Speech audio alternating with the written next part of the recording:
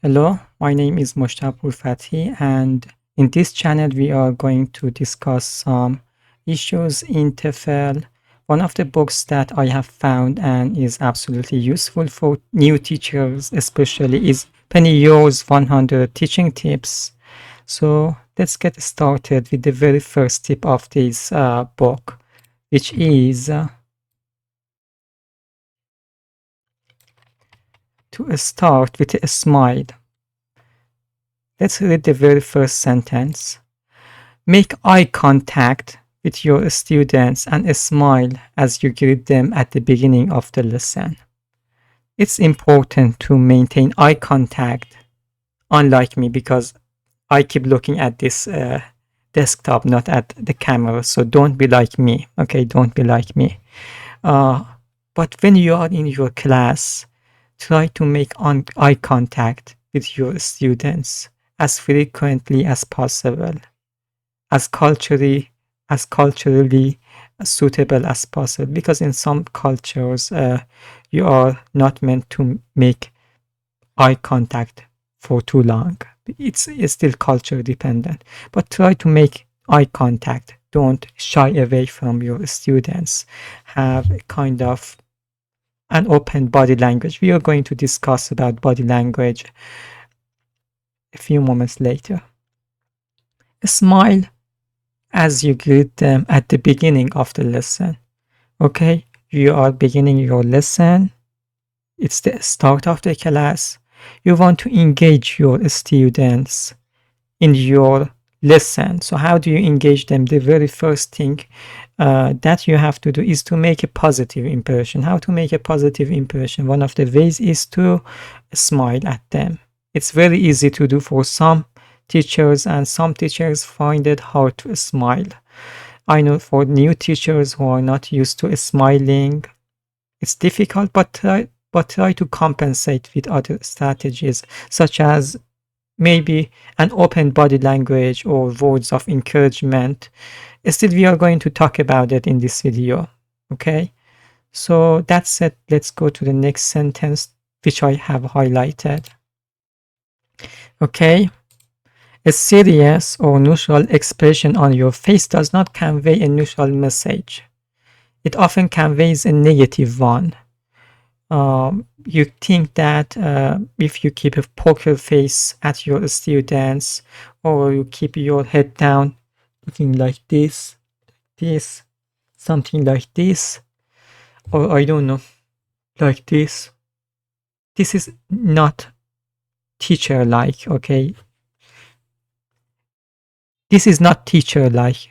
You see, you have to have a certain body language when you enter the classroom. You cannot keep your hand on your face like this. This is just you know, not in a teacher's manner to do so. And it's distracting. When you do this, it's distracting. It distracts your students. They may not pay attention to the lesson. They may pay attention to you, whether you are okay or not. So have a normal body language, usually a positive one. Let me say an anecdote. I had a teacher at elementary school. He was our literature teacher, and he said that um, I'm here not because of you, but because of the money. Okay?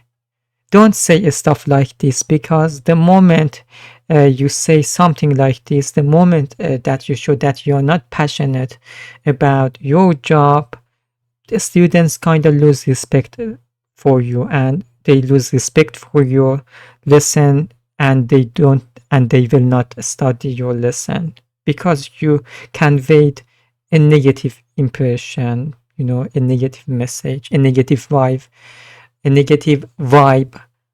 You don't want to say words like that. I'm here for money.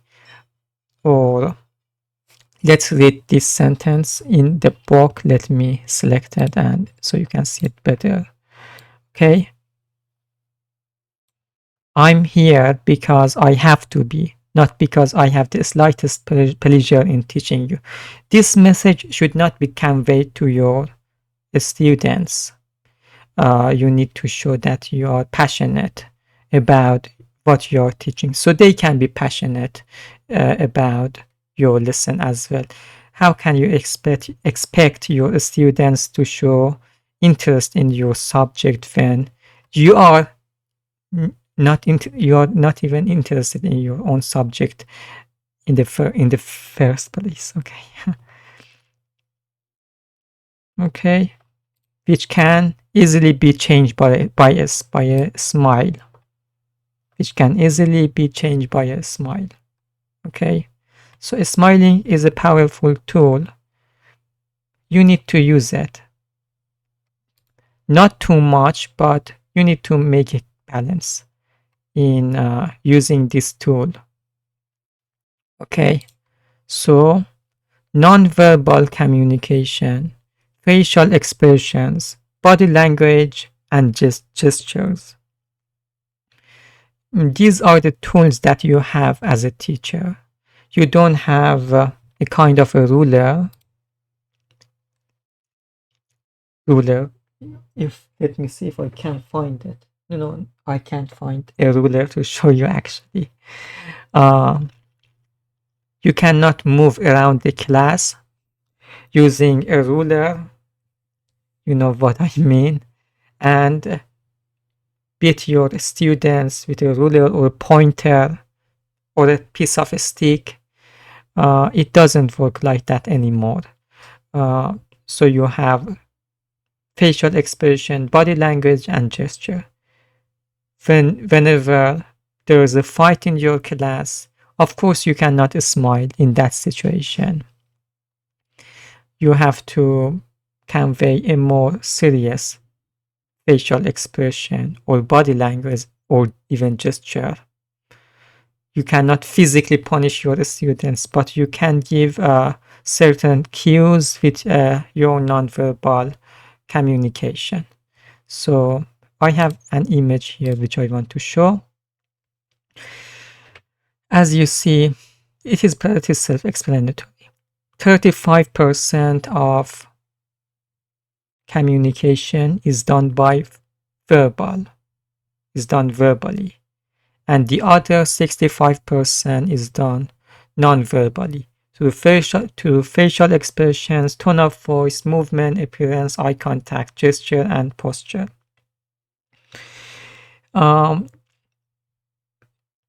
Most of the language institutes tell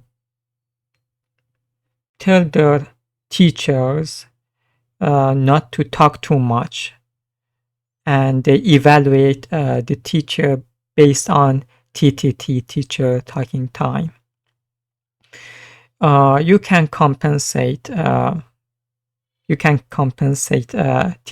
with your nonverbal cues, even when you are teaching. But facial expressions, as I have said, whenever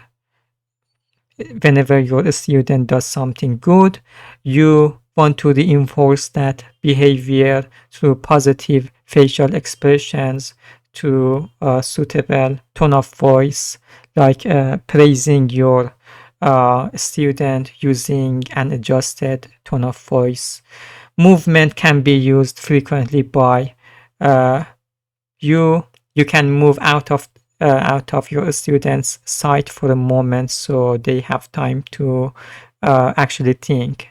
Your presence can be stressful sometime, so you need to adjust your position in your class, move behind your students, for example. Appearance, okay.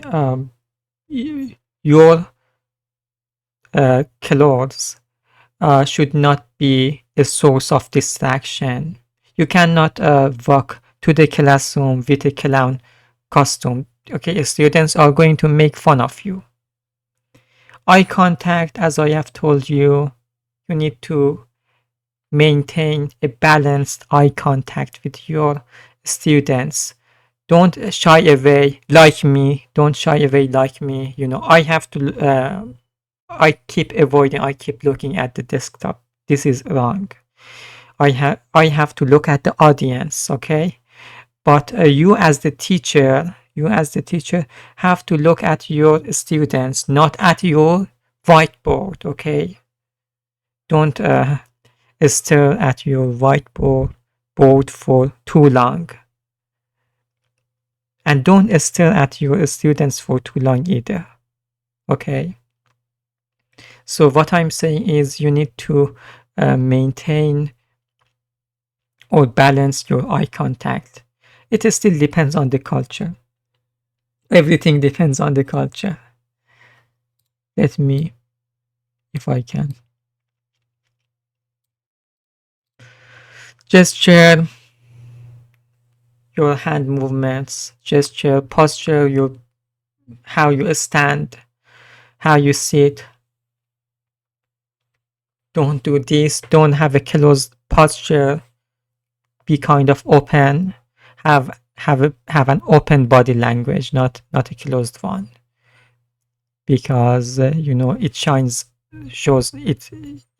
shows signs of shyness. You don't want to convey signs of shyness to your students. It's not teacher like. Okay, it's not teacher like. That's my favorite phrase. It's not teacher like, or it's not culture dependent. These are my favorite phrases, scapegoat phrases. Okay, let's get rid of this picture and move to the last section of this video or this lesson. Okay, a smile can be overused. Smiles that are overused lose their impact. I can say everything that you overuse loses its impact. Everything, whether it's positive reinforcement or words of praisal. Don't praise your students too much. Praise them at the right time for the right thing, not for everything. Because if you praise your students too much, that positive reinforcement loses its impact. So you need to keep that in mind. Okay, I don't want to talk too much. I think everything has been already explained. If you have any questions or if you want to state your opinion, make sure to write it in the comment section so we can have a discussion.